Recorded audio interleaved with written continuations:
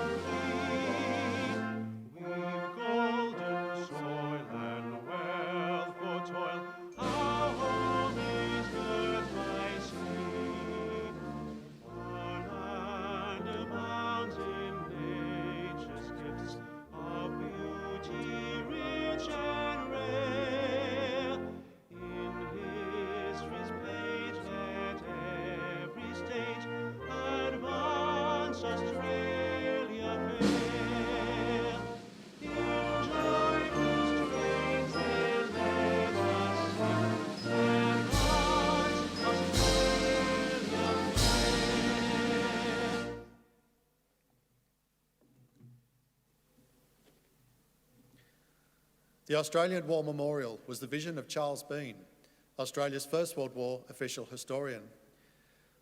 Bean landed with the Australian troops on Gallipoli and stayed with them at the front through to the end of the war.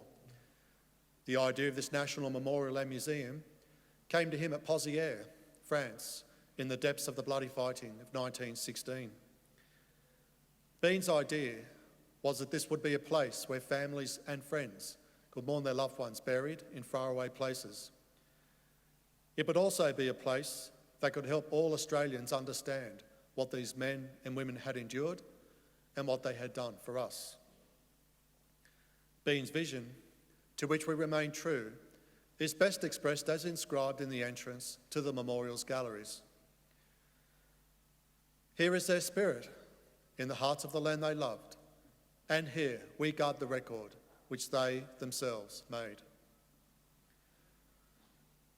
Tonight, we will read the story behind just one of those on the Roll of Honour, which lists the names of more than 102,000 men and women who have given their lives for us in war and on operations for more than a century. But first, we present a lament, Flowers of the Forest. Wreaths or floral tributes will now be laid at the base of the Pool of Reflection.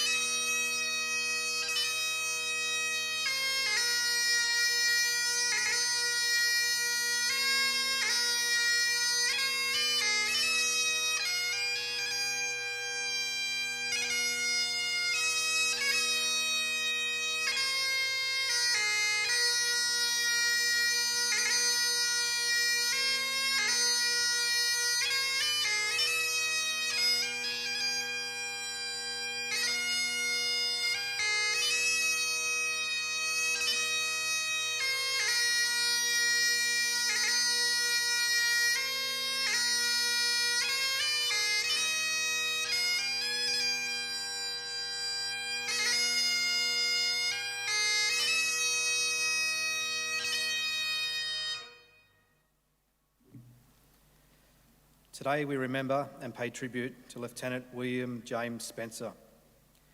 William Spencer was born William James Bottom in 1887 to William and Catherine Bottom of Cooma, New South Wales.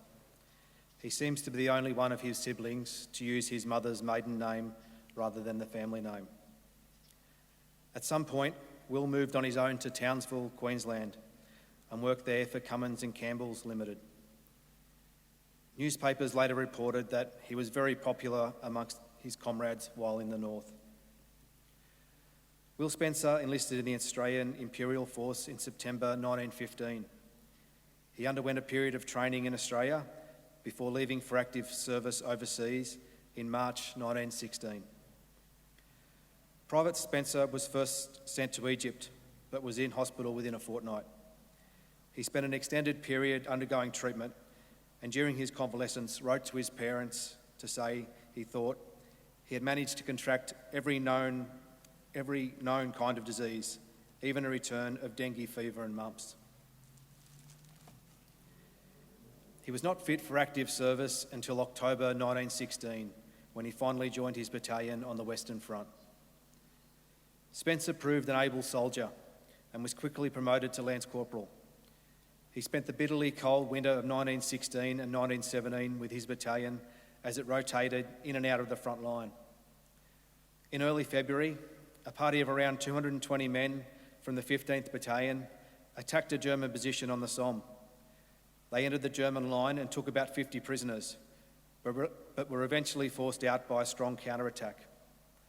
At some point during this operation, Lance Corporal Spencer was wounded in the right thigh and had to be evacuated to England for treatment. It took 6 months before he was fit enough to return to his battalion. After rejoining the 15th Battalion in France in August 1917, Spencer once again proved to be a valuable member of his unit, and by October had been commissioned second lieutenant. Early the following year, he wrote to his parents to say, "The weather here can be described by no other words than rotten. Snow one day, rain the next, and mud and cold winds galore. But I do not think that we shall have to put up with such things much longer, as I have an idea that peace is close at hand." Shortly after he wrote that letter, the Germans launched their spring offensive. The 15th Battalion was part of the force rushed in to try to contain German forces near Hubbertain. By July, the German operations had slowed so much that the commanding officer of the Australian Corps, Lieutenant General John Monash, could begin to think offensively. On the 4th of July 1918, the 15th Battalion took part in an attack to capture the French village of Hamel. Noted for its success and the fact that the infantry had captured all of their objectives in only 3 minutes longer than had been planned, Hamel was a brilliant example of a coordinated all-arms attack. For the 15th Battalion, however, the result was not as positive. Facing a German strongpoint known as Pear Trench, the men of the 15th encountered staunch resistance. Nearly 40% of the battalion became casualties. One of those killed was Lieutenant Will Spencer. Little is known of the manner of his death, but his body was later recovered from the battlefield. Today, he is buried at the Villers-Bretonneux Military Cemetery under the words, "His the noble sacrifice, ours the sacred loss." He was 30 years old. Both of Will's brothers also served in the war. Corporal Joe Bottom was killed in action a little over a month after his brother at the Battle of Amiens. Sergeant Les Bottom returned to Australia in late 1918 on special Australia leave. He had been badly wounded earlier in the war and had a minor car accident in Sydney that inflamed problems with his back. Within weeks, it had deteriorated to the point he could no longer walk, and he died in 1921 after 2 years in hospital. Lieutenant William Spencer's name is listed on the Roll of Honour on my right, amongst almost 62,000 Australians who died while serving in the First World War.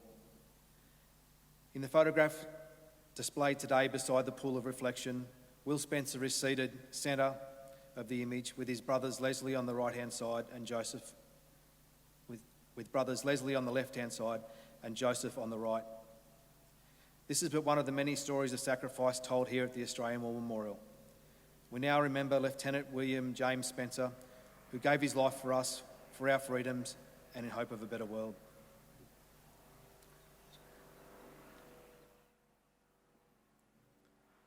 Please stand for the ode and the sounding of the last post.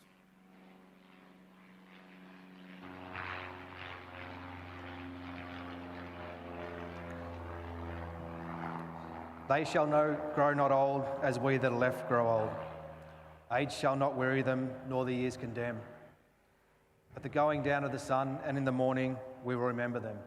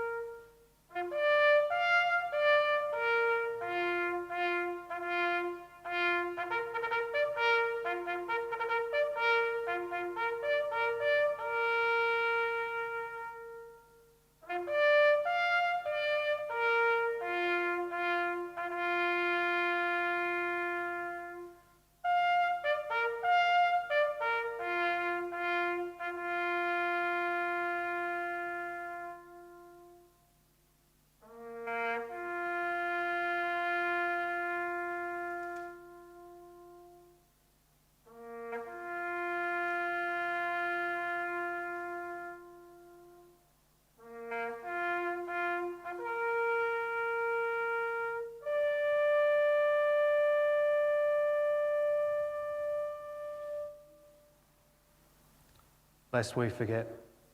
Lest we forget.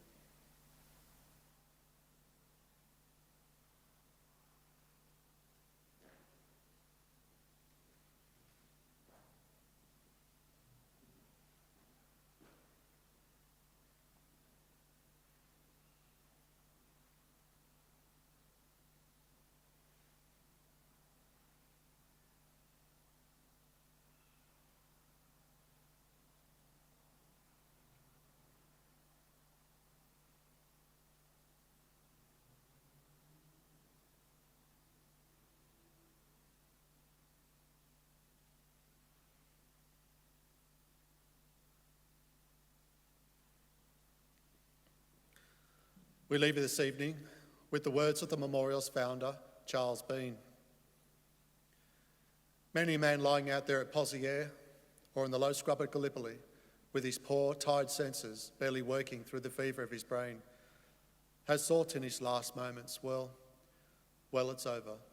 But in Australia, they will be proud of this. Ladies and gentlemen, that concludes the last post ceremony. We thank you for visiting the Australian War Memorial, and we wish you all a very good evening.